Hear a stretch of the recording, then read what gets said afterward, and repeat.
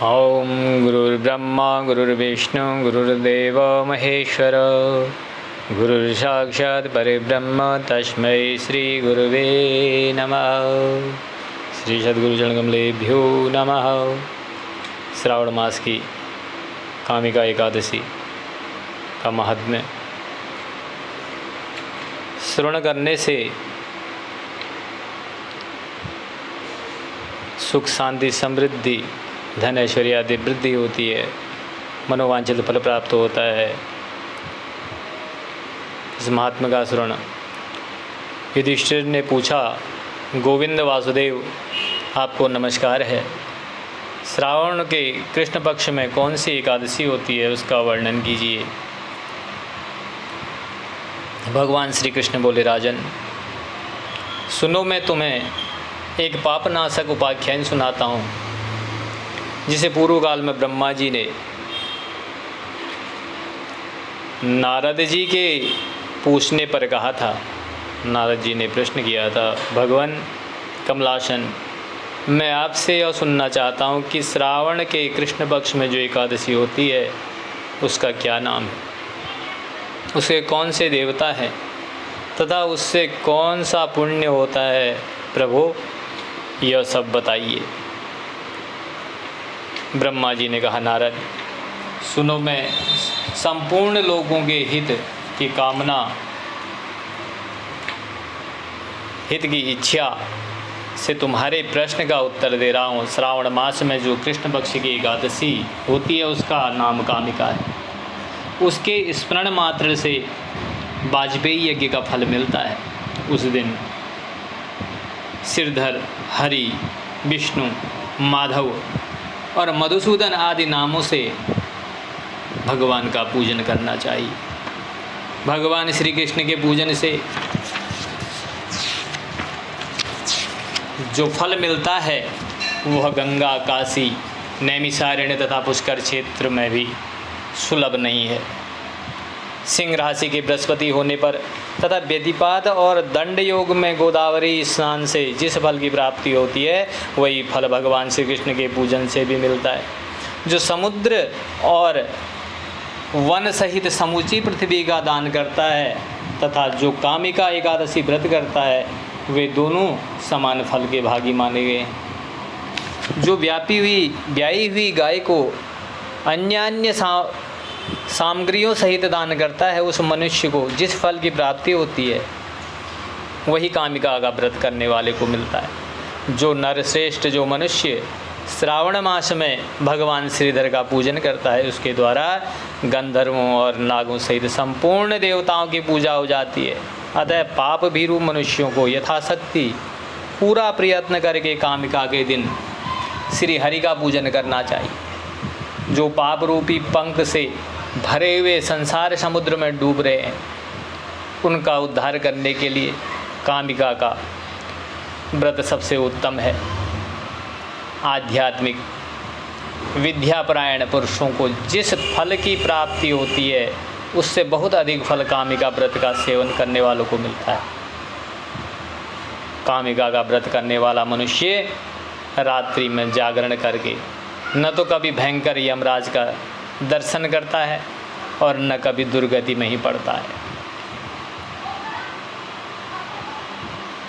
लालमणि, मोती, वैदूर्य और मूंगे आदि से पूजित होकर भी भगवान विष्णु वैसे संतुष्ट नहीं होते जैसे तुलसी दल से पूजित होने पर होते हैं। जिसने तुलसी की मंजरियों से श्री केशव का पूजन कर लिया उसके जन्म भर का पाप निश्चय ही नष्ट हो जाता है। जो दर्शन करने पर सारे पाप समुदाय का नाश कर देती है। स्पर्श करने पर शरीर को पवित्र बनाती है और प्रणाम करने पर रोगों का निवारण करती है। जल से सींचने पर यमराज को भी भय पहुंचाती है। आरोपित करने पर भगवान श्री कृष्ण के समीप ले जाती है और भगवान के चरणों में चढ़ाने पर मोक्ष रूपी फल प्रदान करती है। उस तुलसी देवी को नमस्कार है। जो मनुष्य एकादशी को दिन रात दीपदान करता है उसके पुण्य की संख्या चित्रगुप्त भी नहीं जानते। वो भी हार जाते हैं, क्योंकि उसने काम ही ऐसा किया है। एकादशी के दिन भगवान श्री कृष्ण के सम्मुख जिसका दीपक जलता है, उसके पितर स्वर्गलोक में स्थित होकर अमृतपान से तृप्त होते हैं। घी अथवा तिल के तेल से भगवान के सामने दीपक जलाकर मनुष्य देह त्याग के पश्चात करोड़ों दीपकों से पूजित हो स्वर्गलोक में जाता है। भगवान श्री कृष्ण कहते हैं, युधिष्ठिर, यह तुम्हारे सामने मैंने एकामिका एकादशी की महिमा का वर्णन किया है। कामिका सब पापों को हरने वाली है, अतः मानवों को इसका व्रत अवश्य करना चाहिए।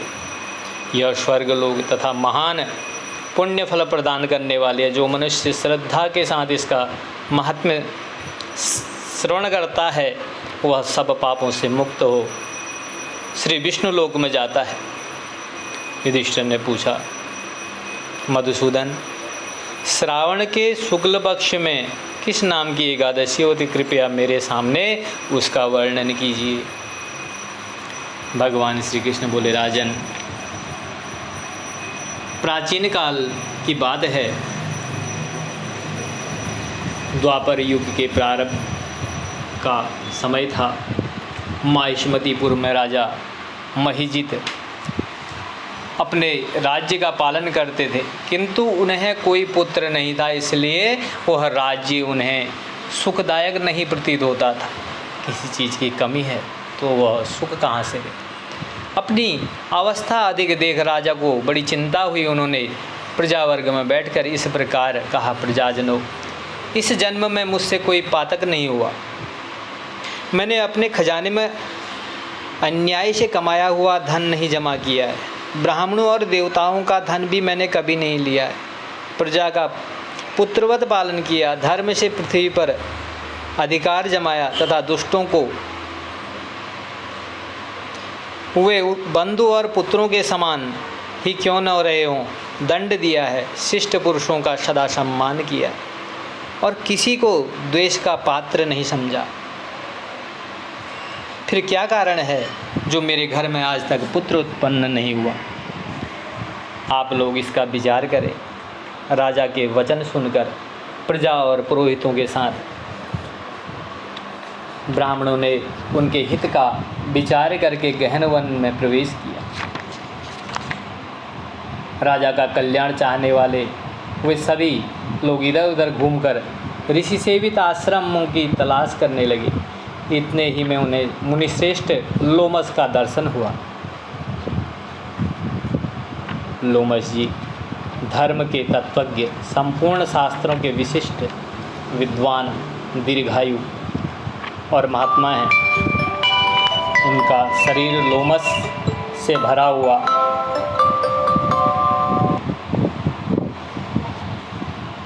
है। वे ब्रह्मा जी के समान तेजस्वी हैं। एक एक कल्प बीतने पर उनके शरीर का एक एक लोम विशीर्ण होता, टूट कर गिरता है, इसलिए उनका नाम लोमस हुआ है।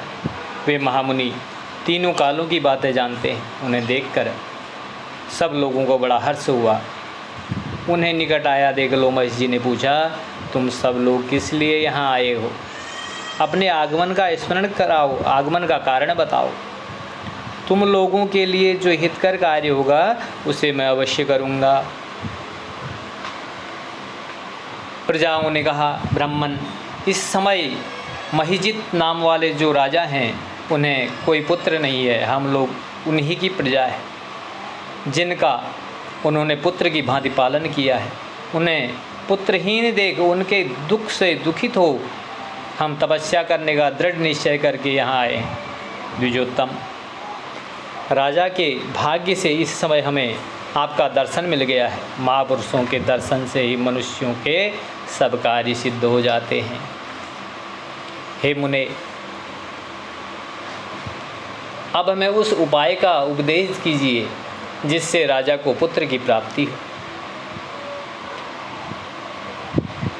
उनकी बात सुनकर महर्षि लोमस 2 घड़ी तक ध्यानमग्न हो गए।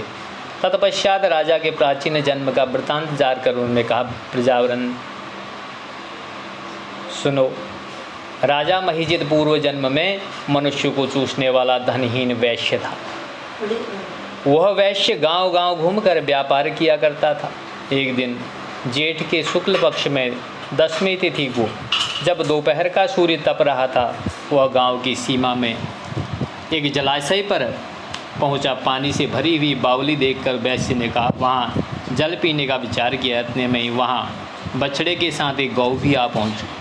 वह प्यास से व्याकुल और ताप से पीड़ित थी, अतः बावली में जाकर जल पीने लगी। वैश्य ने पानी पीती हुई गाय को हाँक कर दूर हटा दिया और स्वयं पानी पिया। उसी पाप कर्म के कारण राजा आज इस समय पुत्रहीन हुए।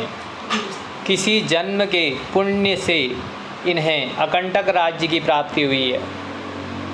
प्रजाओं ने कहा, मुने, पुराण में सुना जाता है कि प्रायश्चित रूप पुण्य से पाप नष्ट हो जाता है,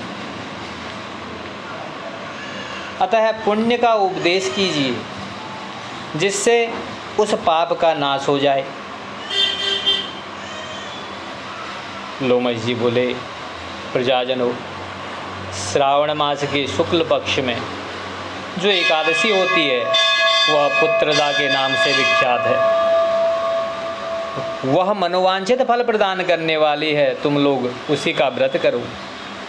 यह सुनकर प्रजाओं ने मुनि को नमस्कार किया और नगर में आकर विधि पूर्वक पुत्रदा एकादशी के व्रत का अनुष्ठान किया। उन्होंने विधि पूर्वक जागरण भी किया और उसका निर्मल पुण्य राजा को दे दिया।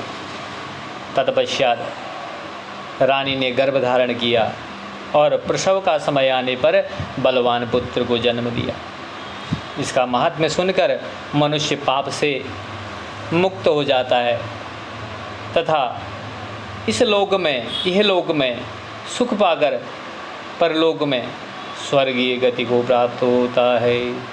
वो कृष्ण राधा कृष्ण भगवान की जय, तुलसी माता की जय, सच्चिदानंद भगवान की जय।